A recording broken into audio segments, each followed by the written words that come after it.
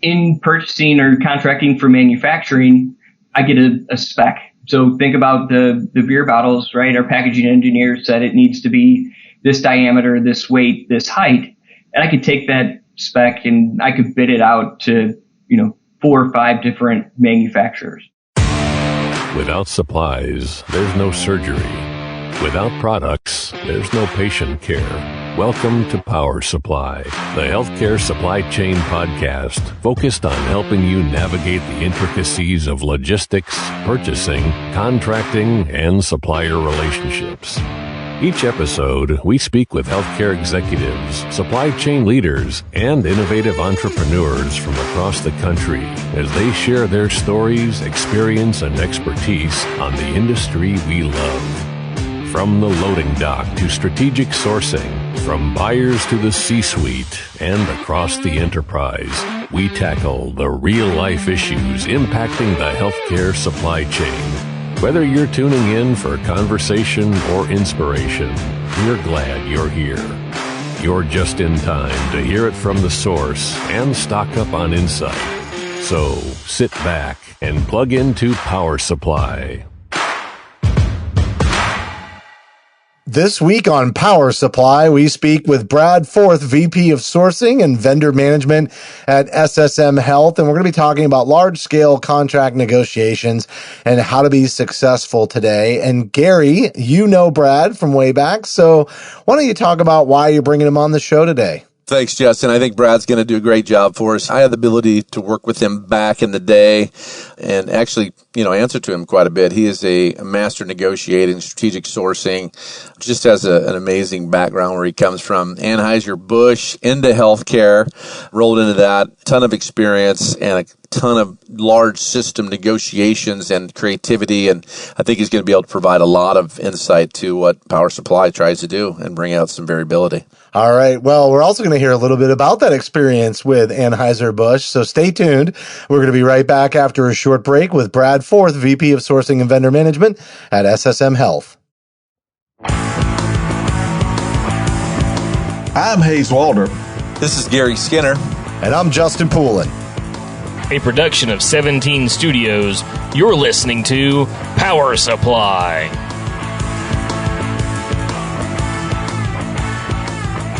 Joining us now is Brad Forth, VP of Sourcing and Vendor Management at SSM Health. And Brad, we're really excited to have you on the show today. We're going to be talking about succeeding with large-scale contract negotiations or wherever the conversation may take us. So welcome to the show. Thanks so much for coming on to Power Supply. Awesome. Thanks for having me. Happy to be here. Long-time listener, first-time caller. Oh, I love it. I love it. So I'm not the first one to use that joke. So pretty Nope, much. you are. Try and get better. I've heard it on Sports Talk Radio, but in Power Supply land, you have the claim to fame. Well, Brad, are you really friends with Garry? I mean, let's just get that out. I mean, just get this over with. Right? I mean, there's certain things in life you have to own. That's one of them. I have to admit it, that I am actually friends with Garry. Well, I appreciate your honesty, Thank you. but I appreciate your honesty, buddy. but I do question your judgment. Yeah. Oh my God, Hays, you're killing me. Just because you wish you lived in Idaho. He just wishes he lived in Idaho. Yeah. I don't know why you'd live in Idaho. But anyway, great, Brad. I'm glad you're here. Brad, why don't you tell everybody a little bit about yourself, other than the fact that you've known Garry for quite a while? Yeah, so as you said, I'm the Vice President of Sourcing and Vendor Management here at SSM. Been here close to 3 years. Before this, I was at Ascension in the resource group, Vice President of Sourcing there. But before that, I came from outside of the healthcare space. So I grew up at Anheuser-Busch here in St. Louis, always in a sourcing contracting role. Did a lot of different things there, from working to centralize Clydesdale operations and Grants Farm into our centralized sourcing contracting function, to doing special projects for marketing, to point of sale, corrugated packaging. Last 3 years, I managed the glass group, which was awesome. So we negotiated the contracts for the 12 domestic breweries. At the time, I think I was actually the largest glass buyer in the world, which was pretty cool, but a lot of fun. You know what? I'm curious about, buying glass. Were you buying it from all over the world, or is it all domestic? Like what is involved in that? Very interesting. Yeah, so we bought all domestic. So when you look at the cost drivers within glass, freight is a big one. So 90% of our supply was within 90 miles of the breweries that were producing the product. And how did recycling come into play there? So recycling is a big part. So they call it cullet. So cullet is part of the batch mix. They put it in the furnace. And the glass manufacturers really love to use cullet because it melts at a lower temperature, so it reduces their costs. So they try to get up to 50% cullet in their batch mix, but it's kind of tough with the recycling streams to actually get the recycled glass back into the glass manufacturers. Wow, that is super interesting.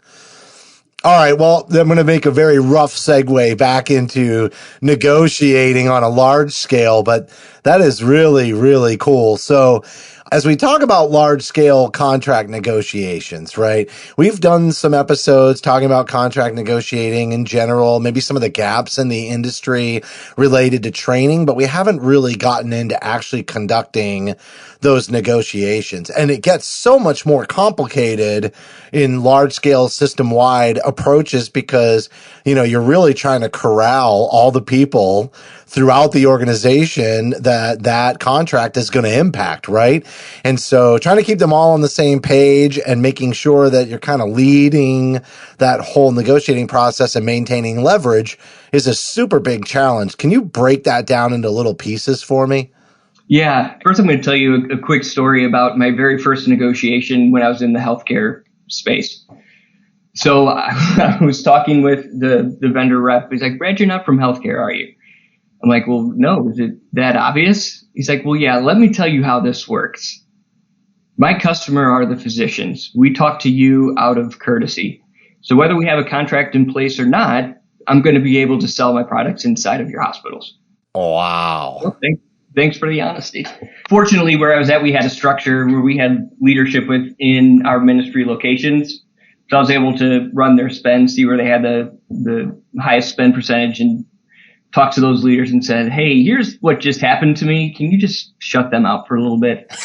And they were. So we were able to get it through. But that was a big change for me, right? In purchasing or contracting for manufacturing, I get a spec. So think about the beer bottles, right? Our packaging engineer said it needs to be this diameter, this weight, this height. And I could take that spec and I could bid it out to, 4 or 5 different manufacturers. So, Brad, when was that? When did you start? In healthcare. In healthcare, roughly. 2012. Okay, 8 or 9 years ago, I guess. So I'm guessing that philosophy from that vendor, that supplier has changed a little bit with the economic buyer moving more toward the hospital and the surgeon kind of combined, correct? Yeah. It changed a ton. But it was so new to me just because the way that we have to approach sourcing and contracting within the healthcare space, it took me a while to understand. So I had to get educated on the history of healthcare supply chain was literally in the basement, and the reps would go in and sell direct to the docs, and then the reps would come down to the buyer or the sourcing person and say, hey, here's my invoice, process it. And oh, by the way, if me as a buyer, I'm looking to get promoted, they're going to talk to that rep to see how I perform. So not likely to push back on him. So just having that perspective helped me kind of frame it up a little bit and realize that we had to take a different approach. And nowadays, obviously, it's dramatically changed with the evolution of surgery centers and JVs with surgeons. They're much more involved in the pricing now and the contracting than ever before. Have you seen that? Yeah. Yep. And I think, too, historically, there was a paradigm shift that we had to overcome. It was, a belief that, hey, the sourcing contracting folks just want to get something for the lowest possible price. It doesn't matter. And the docs just want what they want. And the reality is neither one of those things are true, right? I'm here to help reduce unnecessary variation in support of greater outcomes. I'm here to help align with the clinicians to see what's in the market and identify what's clinically acceptable and enter into an agreement that makes sense, right? So the most expensive widget might be the right one. So then my job is to make sure that we're buying it at a market competitive price. I love that story that you told about how you pulled the spend. So you got the data, you let the data guide you to the key folks, most likely surgeons in that scenario that you needed to get in front of to kind of rally and say, look, I'll get you what you want, but why do you want to pay a premium for it while you're basically making it difficult for me to do my job, which is to create more money for you to continue spending? And I'm your buffer, right? So like, can we talk about the messaging, especially back in those days? Like I realize now, like Hays made a great point, which was pulling in just the way that organizations operate, pulling in those clinical leaders so that you're more aligned right from the beginning. But that doesn't still always happen the way you'd like. So even asking that question with a look back in the past, like how were you messaging that to, those surgeons or those clinicians out there at the various hospitals to say, this is how it benefits you to let me do my job in support of you? How do you line that up for them? It varies by doc that you're talking to. And as you mentioned, those conversations have matured over time.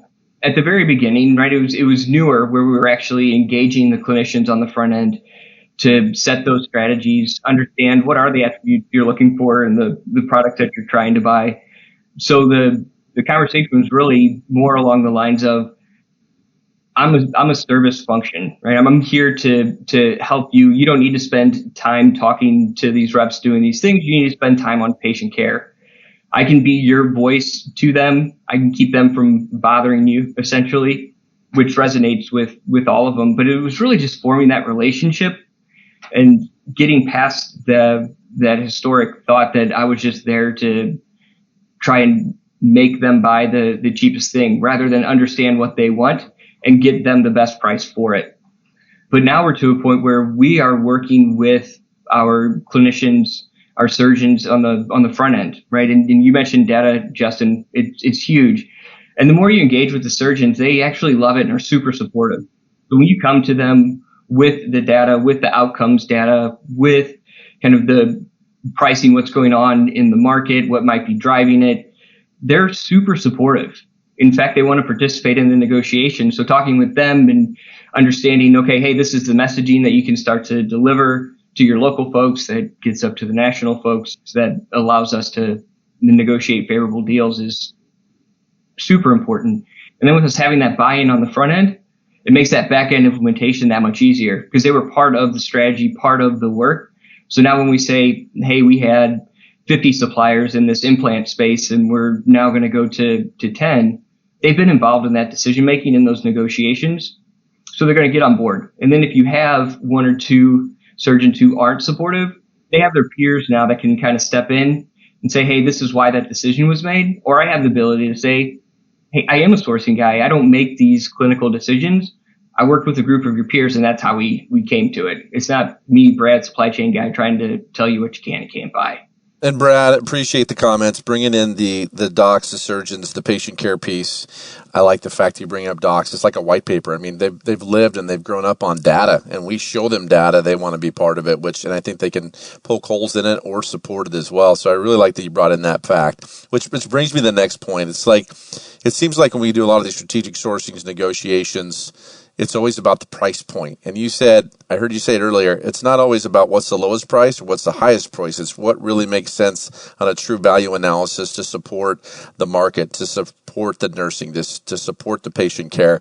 And benchmarking is a piece of that too. And I think, how do you get to the point of, like, I hear benchmarking all the time. It's like, and I hear that's what they're using and that's it. Can you talk a little bit, these different puzzle pieces, how we get to that point of that strategy, the negotiation?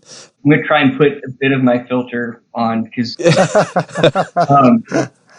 don't really like filters. I'll just tell you. This is kind of a filterless podcast, but that's all right. I get it. We can use a filter on Gary's picture here, but as far as Thanks, it's PG-13 otherwise. So oh my gosh. Fire away. Yeah, Gary nailed it. It's this benchmarking piece, and that was kind of new to me too when I came to the healthcare space, just the reliance on it. And my opinion is benchmarks are for lazy sourcing people. A lot of flaws with it. I think it's one arrow you can have in your quiver, right? To know but one, the benchmarking might not be accurate. And essentially the market's going to bear what the market's going to bear. So if you're able to align with your clinicians, you're able to structure the bid properly, whether that's through a lotting strategy or a pricing strategy, or however you want to structure it, you'll be able to drive to what that market is going to bear. So I don't care if the benchmark is $100. If the market price should be 50, that's what I want to work towards. So I'm not a huge fan of benchmarks or relying on those. And Brad, I appreciate the honesty too, because, I've heard it so many times, and then, you take a benchmarking piece and you give it to a nurse or you give it to a clinical person and they kind of go, that's just, it's like 1%, 5%. It's just a very slow baseline. Yeah. Well, and then we've created this environment now where all the vendors know that folks are reliant on all the benchmarking data. They know it as well. They're disciplined. So now we've created an inflated market. So, Brad, is this kind of like the reviews on an Amazon product where all these people come in and say great things? Is that kind of what the benchmarking is to you? You don't believe any of it? Wow, Hays, you went there. I just had to. I think there is some value, right? Sourcing folks typically are competitive by nature just due to the work that we have to do.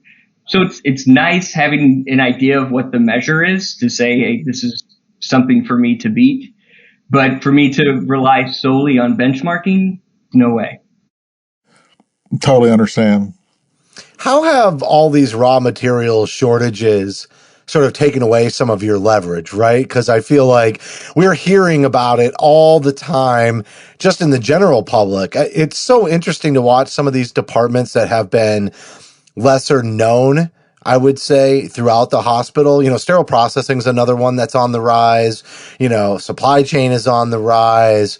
And everybody's hearing about it every morning. We're not going to get what we need for Christmas, right? And so when it's supply and demand, it is literally the nature of the beast that we work in. But how has that made it difficult? And do you find that some people are kind of pointing to the pandemic and pointing to raw material shortages just to leverage, even if there's no validity to it? And how do you verify whether or not that's a legitimate argument in your negotiations?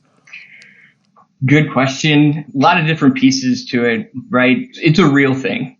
Do I think some folks are leaning on it a little heavy and it's the easy excuse because everybody knows? Absolutely. But I do think it is real. I think from a supply perspective, it's changed the way we view certain product categories, and supply assurance becomes extremely important. So in some of those cases, you might have to pay for supply assurance because they may have to hold line time or they may have to hold raw materials. So that makes sense to me. When we look at some of those raw material markets where it looks like a hockey stick, right? When you look at it over time and now the raw material costs are just skyrocketing. I am seeing some suppliers test the market to see what an appetite might be for a cost increase. Not a huge fan of that. But since I came to the healthcare space, I've been wanting to find a vendor we could have some transparency in their price structures. And say, listen, right, it's been this standard way of you either have firm pricing for the term of the agreement, or heaven forbid, when I first started, there was price escalators year over year. And I even had people trying to defend why that made sense. But it doesn't. But in those conversations where folks are testing, well, hey, Brad, you've seen polypropylene is through the roof. Aluminum is through the roof. And our primary cost input is the polypropylene. It doesn't hold much water for me because of the margin that they've already had built into their products, right? And they have a team of folks on their end who are doing exactly what we do on ours. They're out there, they're buying the raw materials, they're hedging.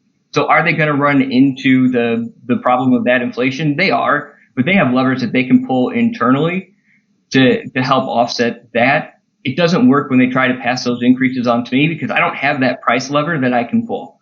I'm going to get reimbursed what I'm going to get reimbursed. And it just shrinks our already small margins.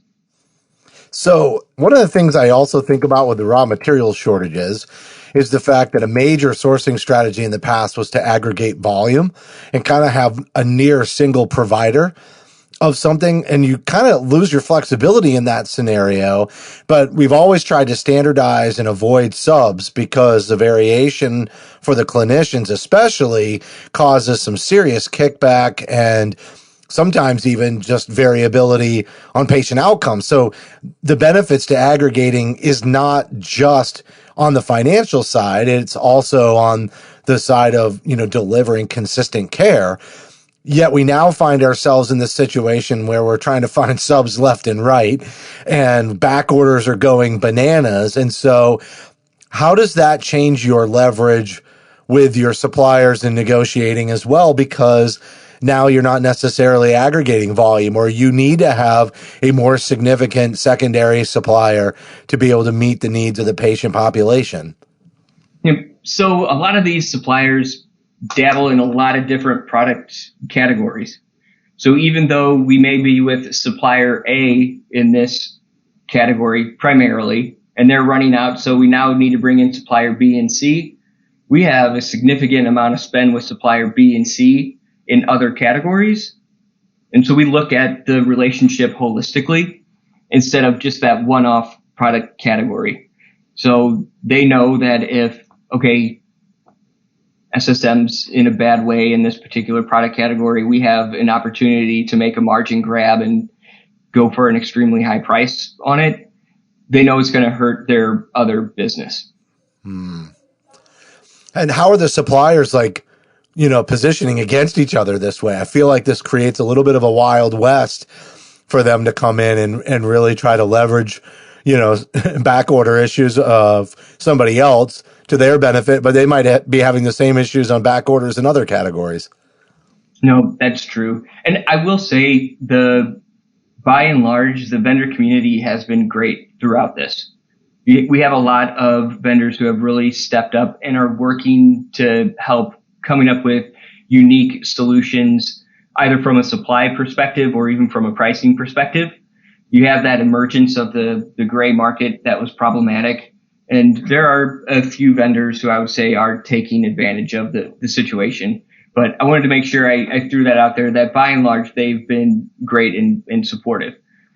So when we're working with them through a solution, it's not always adversarial where we're having to come up with some big complex strategy to mitigate the risk. They're actually want to help, which makes it a lot easier. And I have seen where the vendors are working, I'm not going to say collaboratively, but there's more transparency and openness on what crosses are, and they know their markets, right? So they'll know, hey, we're running low, but pretty sure that supplier A is in a better position because their resin supplier is ABC and ours is XYZ or whatever it is. So those are the types of conversations that we're having. Hey, Brad, generally speaking, do you feel like most of your suppliers have a pretty good feel for when their products are going to be delivered, to you? Do they have a pretty good feel as well, or is it kind of like it'll hopefully the next 3 or 4 weeks, or how definitive are they? I'll say some have been really good. They have a feel for their supply chain. They know when they're going to be back in position. Others have been real vague and almost quiet on it. So it runs across the gamut, but it's fairly consistent on which suppliers are solid and which ones aren't. So when you think about our future sourcing strategies, we've been capturing all of that. So going forward, I'm going to work to align our purchases with those suppliers who stepped up through this time and were able to give us clear direction, communication, heads up, versus those who were not as forthcoming with where they were. That's forthcoming. I liked how that was said, Brad. Thank you. I like Thank that. You. There's a lot of listeners out there that are going to be tapping into this. Can you share some of your best practices you've seen? Hays asked the question, how many years you've been in healthcare? 8+ years. You've seen all kinds of different sourcing contracting strategies in your experience besides that, but it's been a very interesting last two years, and I think it's going to continue to evolve. What can you share our best practices that you could let our listeners listen to, or maybe even some pitfalls to avoid? Yep. So is this best practices as relates to like supply assurance, negotiating contracts, all I the think above? I think just being a time? partner, the contracting process and coming to the table, just like you brought up the example, if they know they can't deliver on supply A, that they know that someone else can support you, the greater good. I really liked what you said about the greater good. So just best practices in supporting the system and our patients as a whole, getting back to a patient-centric model. Okay, no, perfect. I'll say when the pandemic started, so back in early March, we were working together and we're like, hey, let's get POs out for identified categories for the next 12 months. So we're getting our need way out, way ahead so that we kind of have those outstanding orders. We tracked on a weekly basis our inventory, our consumption, all of our planned deliveries. So we had visibility into things months out so we could react quickly. So we had that going on. We also started tracking quickly other critical items. So not just focused on, because it was PPE at the time, we started tracking all the other critical items and our inventory positions on those. So as soon as we got wind of a disruption in one, we were quickly able to see where it might impact others and start to move more quickly. So really just looking at things holistically and looking at it in the ecosystem that we exist in, right? I don't just negotiate contracts was helpful. When it comes to the negotiation perspective, we aligned with a lot of our vendors, and I've had so many calls just understanding what's going on in the market.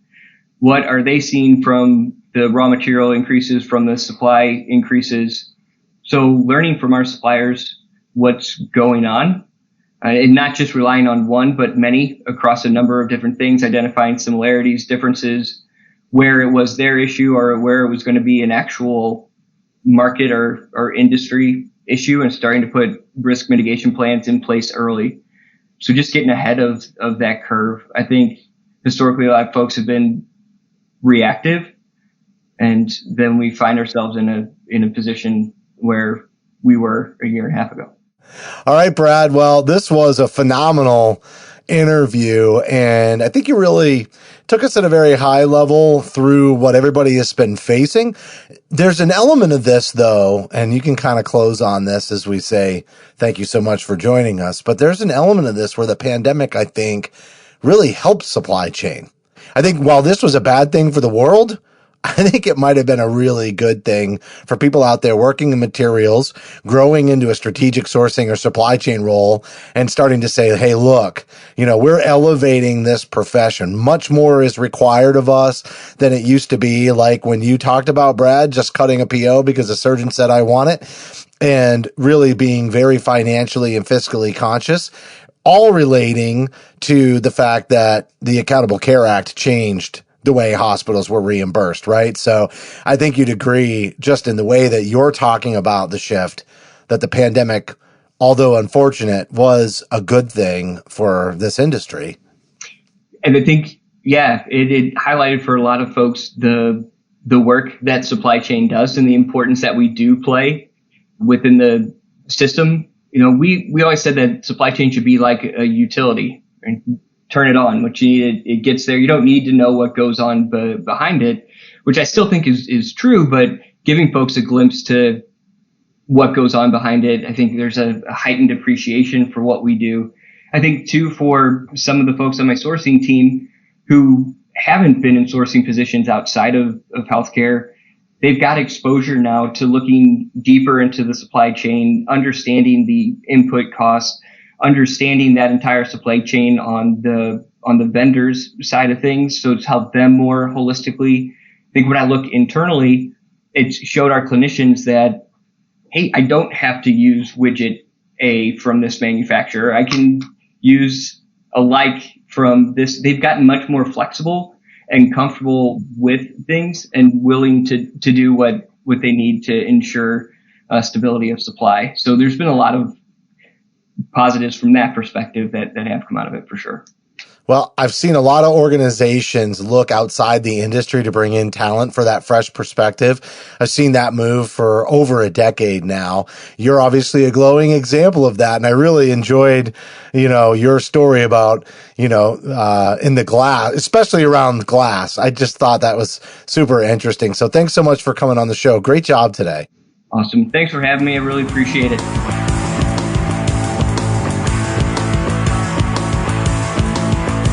That was Brad Forth, VP of Sourcing and Vendor Management at SSM Health, and we had a really interesting conversation today, Hays, about large-scale contract negotiations. And, it really has changed dramatically, not just over the last 2 years, but really over the last decade. The power balance, I would say, between clinicians and specifically surgeons and then supply chain has started to level off. And we've had a lot of conversations on this show about data, but at that large level, at the very early beginning of that interview, Brad just talked about how when he first got into healthcare in terms of supply chain, obviously he had a background outside of the industry, but when he first got into it, he used data right away. It was his go-to move. He didn't have the experience in healthcare. He didn't necessarily know the cultural dynamics in the hospital or healthcare setting, but he went right to the data to then target the audience that he needed to get on board to make sure that the negotiation was successful and that, the contract that they were about to sign with the vendor was the right one and it was done the right way. And I think everybody has learned that data is powerful, but getting clinician engagement is so critical, especially when you start to do these large scale contract negotiations. And the rule of 80-20 does not escape us in this area either. Absolutely not. And he actually gave some really good examples. I even like the example where he said when he just got in many years ago that companies would come to him and say, listen, you're not my economic buyer, and how all that has changed in the last 8-10 years. But he's obviously really, really knowledgeable. Great guy, good interview. And I'm glad that Brad joined us today. Yeah, me too. All right, that's going to do it for this week's show. But as a reminder, you can help support Power Supply by subscribing on Apple, Amazon, or Google Podcasts. You can also find us on Stitcher, iHeartRadio, Spotify, or just simply search for Power Supply on your favorite podcast application. You can also access bonus content for certain episodes by downloading our smartphone app for iPhone and Android. We'd certainly appreciate a rating and a review because your feedback is important to the show. And on behalf of Garry, Hays, and myself, thank you for listening to this week's episode of Power Supply.